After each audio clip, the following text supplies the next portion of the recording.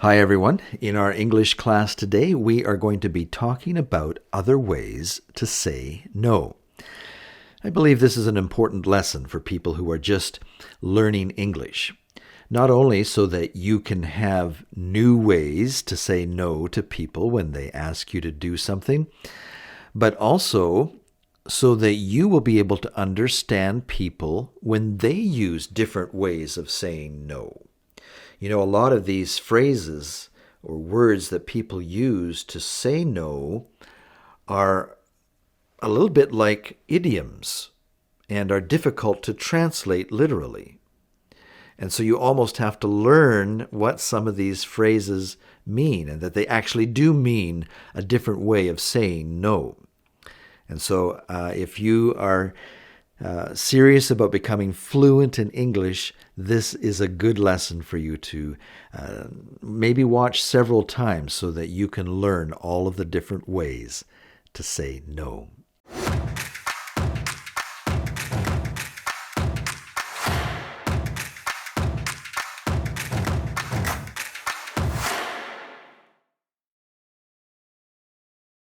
Of course, everybody knows how to say no. It's one of the very first words that people learn when they're learning English. No. And it's an important word to learn. But did you know that there are over 100 ways that English-speaking people say no? Let's learn some of the more common ways. Have you ever heard someone say, nah? Nah. What does it mean? Do you want to watch some TV? Nah. Nah. It's another way of saying no. Would you like to play some cards? Nope. Nope. Have you ever asked someone a question and they just replied, sorry? Sorry? You might wonder, what are they talking about? Sorry. Well, it just happens to be in this context when someone's asked somebody if they're interested in, going downtown this evening, and they reply, sorry, what they're really saying is no. It's really just a short way of saying, sorry, I can't, or sorry, I'm not able to join you. But they've just shortened it down to the one word, sorry. Sorry. And it's usually said with some body language. Sorry. Sorry. In fact, many of the phrases that we will learn today are often accompanied with the body language of the head moving from side to side. Maybe even a look of sadness or regret. Sorry. Sorry. Someone might say, no way. No way. Or, there's no way. There's no way. Or if they're wanting to even be more emphatic, they might say, there's just no way. No, there's just no way. If your friend is Australian, it might come out something like this. There's just no why. There's just no why. This can mean no in a strong way with emphasis, or it may mean, I wish I could say yes, but I just can't right now. There's no way that I have time to do that right now. And to be able to tell the difference, it's good to watch the body language. And that will give you a clue as to what they mean when they say there's no way. There's no way that they would ever think of doing that, or there's just no way they have time to do that right now. Now, this can come with some very interesting twists or add-ons. People might say, "No way, Jose." "No way, Jose." And you might wonder, well, who's Jose? And what does he have to do with anything? I'm not Jose. Why are you saying "no way, Jose"? My name is something else. Well, if you hear someone say that, Jose is not really anybody. It's just a way to make the whole phrase rhyme so that they can lighten the mood of the fact that they're having to say no in their answer. "No way, Jose." "No way, Jose." Can't do it. They might say, "No way can do." "No way can do." And that might leave you a little bit confused. Are they saying that they can do it? "No way can do," or that they can't do it? "No way." Well, what they're saying is they cannot. It's just kind of a short way of saying there's no way that I can do that right now. There's no way that I can do that right now. No way can do. What do you think someone means when they say, "not now"? Not now. Is it a yes? Is it a no? Is it a maybe? Not now. Well, it just most likely means that your friend is okay with your idea or suggestion in principle, but she can't do it right now.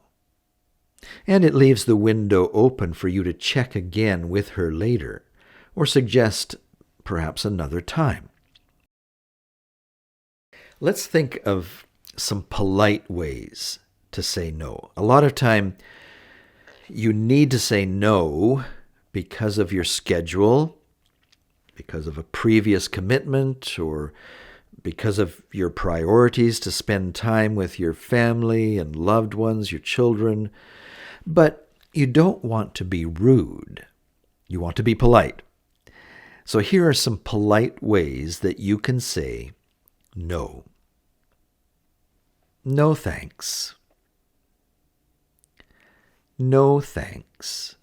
You're thanking them that they thought of you, they asked you, but you have to say no. "No, but thanks." "No, but thanks." "No thanks. I have another commitment." "No thanks. I have another commitment."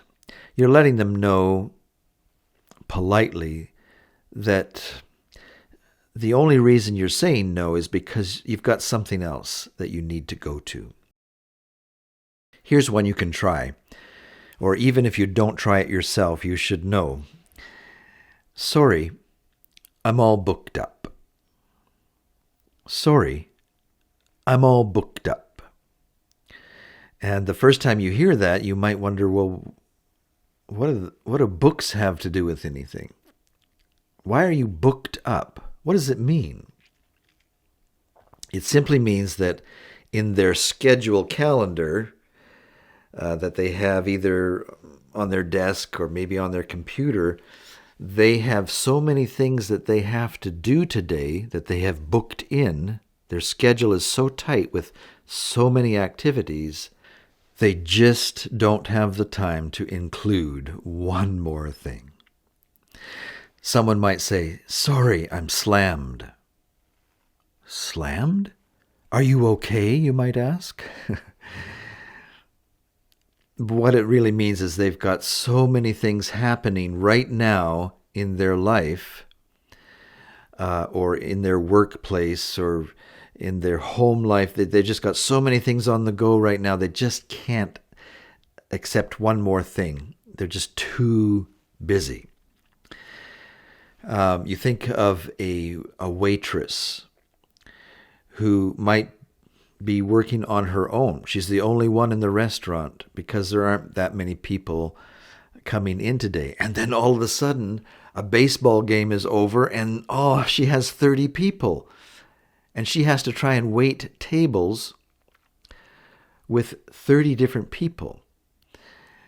And so she might call up her friend and say, "Can you please come over and help me? I'm slammed."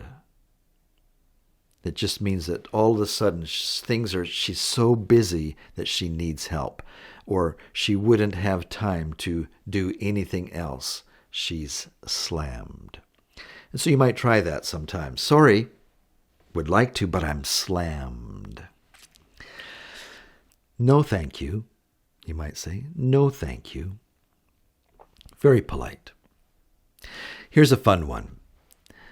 "Thanks, but no thanks." You're being a little bit clever with your words.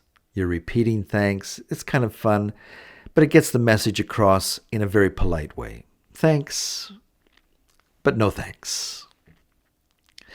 "Thanks for thinking of me, but I need to decline your offer today." "Thanks for thinking of me, but I need to decline your offer today." You might say, "Unfortunately, no."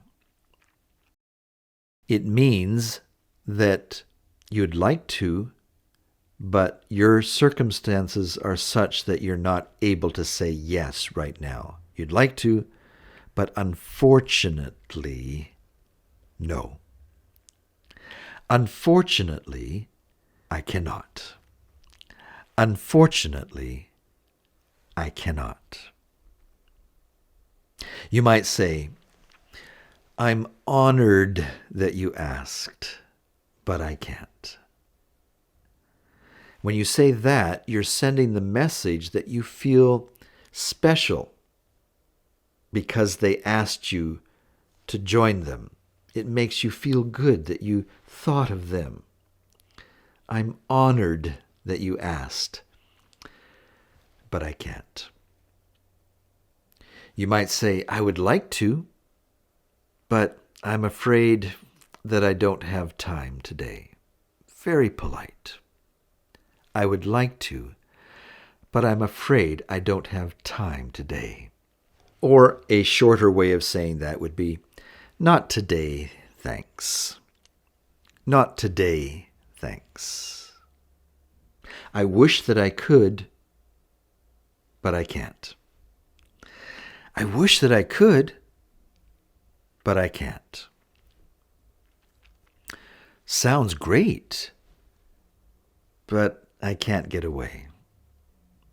"Sounds wonderful, but I'm sorry I can't get away." Very polite. "I'm sorry I can't get away." "I would love to, but I can't." "I would love to, but I can't." "I'm afraid I can't." "I'm afraid I can't." Or, "I'm afraid I won't be able to."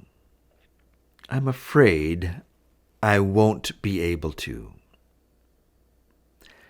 "Maybe another time." "Maybe another time." "Sadly, I have too much on the go." "Sadly, I have too much on the go." Now, there might be times when you want to let people know that you're really not interested in the offer and that you will likely never be interested in doing that type of activity that they're suggesting. And so if you want to avoid the situation where they keep asking you once or twice a week the same thing. You might phrase your no in such a way to give them the message that you're really not interested in that activity. If someone asks you to do something, you might, if you're really not interested, you might say, certainly not. Certainly not. Or absolutely not. Absolutely not. I'm not interested. I'm not interested. Here's a fun one. You might hear somebody say, not a chance in hell. Not a chance in hell. And the first time you hear that, you might, what does hell have to do with it? And why isn't there any chances? Or why? I don't understand. It's really just a shortened version of the phrase that says, not a snowball's chance in hell. And you probably know that a snowball won't last very long in a fire. If you throw a snowball into the fireplace, it doesn't have a chance. It's not going to last. It's just going to turn into water. So there's no chance that a snowball would last very long in hell. And so what they're saying is there's not a snowball's chance in hell that I would be interested in doing that. It's quite a strong statement to make. But if you hear somebody saying that, now you know what they mean. They're just really, really not interested.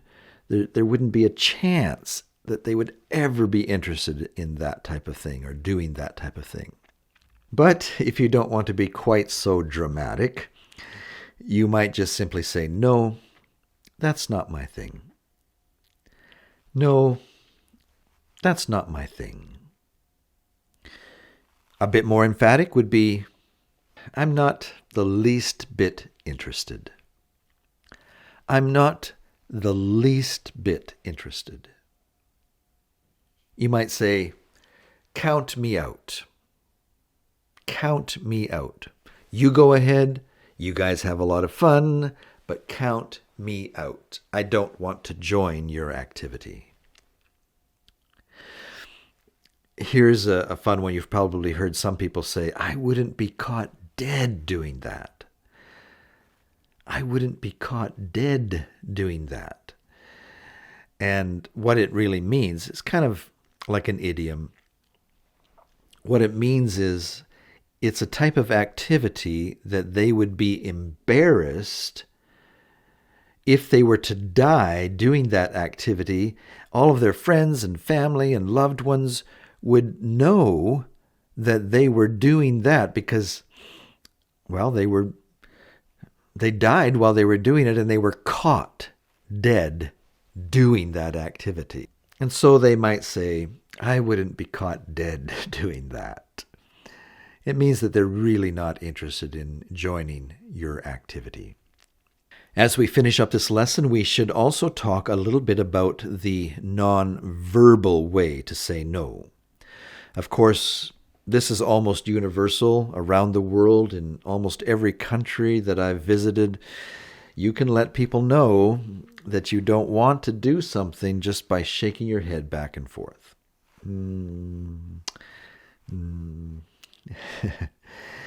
There are a couple of countries that I have visited where it's not quite so clear with the head motion. I'm thinking of Nepal, especially in the southern part of Nepal, also India, where when people are talking, they're kind of making this kind of head motion. And you don't really know whether they're saying yes or agreeing with you or they're saying no. It's you have to catch on. You have to be there a little bit and understand the context as to know whether they are saying yes or no. There's some sounds that people can make when they're saying no. If you hear somebody say,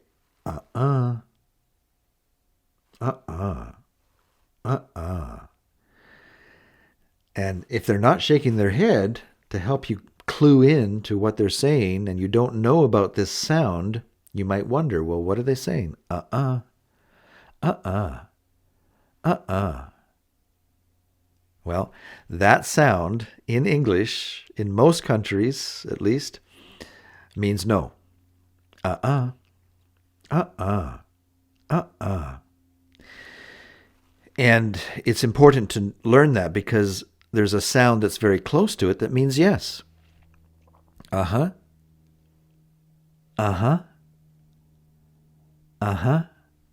That's yes. Whereas uh-uh. Uh-uh. Uh-uh. All of those mean no. Uh-huh. Yes. Uh-uh. No. Now there's another one that you should know. Lips closed. Mm-mm. Mm-mm. Mm-mm. That's no. But it's very close to the yes sound in English. Mm-hmm. Mm-hmm. Mm-hmm. That's yes. Very subtle difference. Mm-hmm. Yes. Mm-mm. No. So it's very good to learn the difference there. And you might want to practice with your friends. Find someone who's a native English speaker and practice your mm-hms. All right, well, that's our lesson for today, the different ways that you can say no. If you know of one, you think of one that I missed, please let us know in the comments below. Type in the phrase of how to say no that I missed. If you enjoyed this lesson, I invite you to share it with your friends. Give it a like. Every time someone hits the like, it helps us as we are trying to get this YouTube channel off the ground. And if you haven't yet done so, I invite you to subscribe. And that way, each time we release a new lesson, you'll be notified. So we look forward to see you next time here at Study English with Frank. So long for now.